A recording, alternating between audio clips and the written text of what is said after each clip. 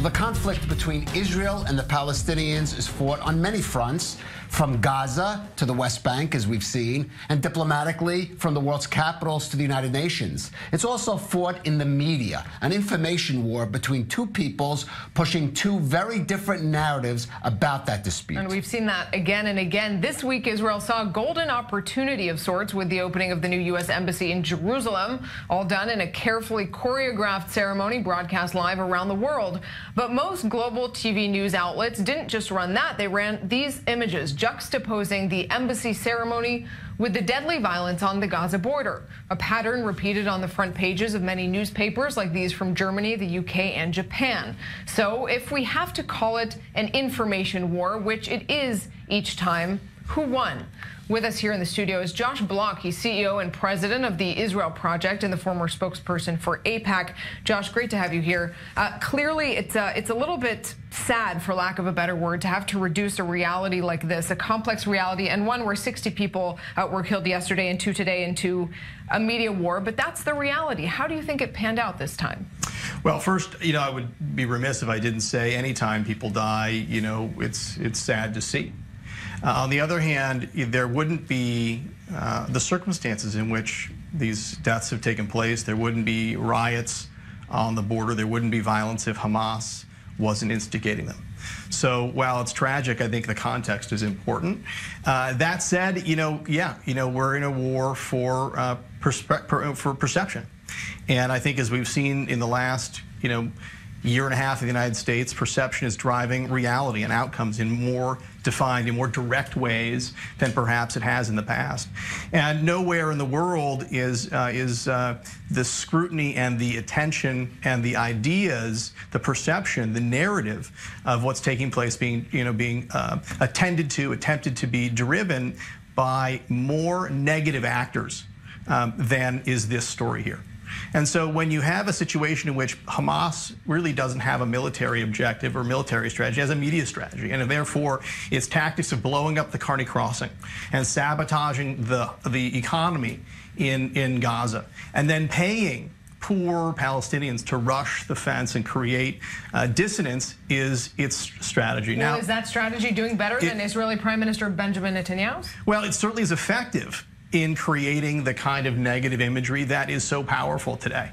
The reality in the conversation is that emotion carries a lot more weight than it used to. Folks aren't reading news in the way they did, and so these images are very powerful. Now, I don't think it's a competition between history and the news of the day that Hamas is orchestrating.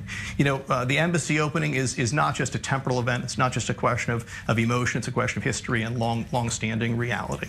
So there's a dichotomy there, and that's the challenge in the coverage. Josh, your organization was founded in part during the Second Intifada from a sense that Israel needed to do more or needed some assistance in the help of getting its message across. I want to ask you your assessment of how the Israeli government is handling these events of the last couple of days in terms of both the embassy and then dealing with the Gaza situation. Look, these are complex issues, and I think the reason that the Israel Project exists is because the media war, the battle for narrative, requires more hands on deck.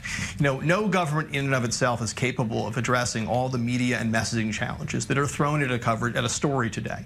Not just the journalists that address the stories, not just the journalists who need help, but the broader social media echo and the narrative that's out there. And so as we look at the situation today, we have to recognize that it's not just a question of how governments respond, it's a question of how other actors themselves choose to respond. Not just how the media itself covers events, but how outside actors reflect and echo and drive those messages. So the government here, I think, has done actually an increasingly sophisticated job of using the tools at its hand to put out images, video, social media assets that can be shared between millions and millions of folks, not just waiting for the mainstream media to tell the story itself. Josh, but it remains a real challenge. Well, I want to ask you a little bit bigger picture, because it's hard to celebrate to discuss any kind of conversation about the media or about coverage without a nod to the reality of 2018, and at a time when fact seems to matter so little for so many, when it is lies are espoused sort of freely, and certainly social media helps that go along. How do you get out a narrative that for you is truth, because that is very much part of what you're doing? Yeah, I mean, look, I think think there is ground truth today. I think it's one of the things that we can do as an organization is cooperate with journalists and others to say, hey, here are the facts, here is reality, here is the perspective that others share, and help journalists sort through that conundrum. In the direct-to-consumer space and the kind of the people, everyone is a broadcaster today. We all have the power to share our stories, our perspective with others, and that's where misinformation tends to spread. And I think we need to be, as a community, better equipped to define and defend the ideas that we care about in a way that connects them with the things that people already feel. In order to educate people about the region and about the history and the things that are taking place here, we need to connect the things that we want people to know. Well, can you be more specific, Josh? Sure. Can I nail you down on what specifically? Well, what I mean is, if we want people to understand the context of what's taking place here, we have to understand that they feel, they relate to issues around perspectives that don't center around the conversation about Israel. They feel connected to issues that matter to them on women's issues, matter most to them. And so maybe the story about Netta and her anthem and the things that matter to her and what she expresses being part of a global movement that says, you know, women's empowerment matters so much today.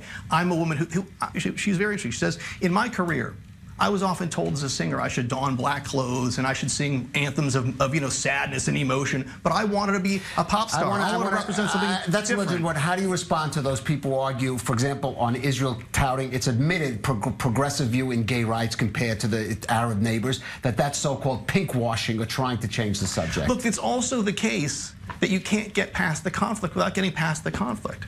I don't think anyone's saying they should change the subject to avoid it, but people need an opportunity to relate to Israel and feel good about the things that we want them to know about the country here that matter to them, in areas that matter to them. And as that happens, they can begin to know and learn more about and have a greater sense of confidence in the things that they're hearing and a greater sense of doubt when they're told that Israel does what are obviously not true, nefarious things. To bring it back to the sort of media war that we've seen over the last couple of days, largely between Hamas or supporters or just generally Palestinians and the Israeli government and its supporters, can you not say that the Israeli government, that Israeli supporters are sometimes being just as misleading in their portrayal of the narrative and their portrayal of events? I haven't seen that, so no. I would say, you know, what I see often from the other side is using images of children dead in Syria and, you know, pretending they're in Gaza, or using manipulative images, making claims that are false. But it's hard to portray the whole story in a tweet. Of course, no doubt. But again, there's a difference between, alleging that that the opening of the embassy in Jerusalem is what provoked the violence in Gaza, and not being honest about the dynamics in the region, and I think also excusing or laying blame on Israel's reaction when they're protecting real-life civilians who are under threat. Josh Block.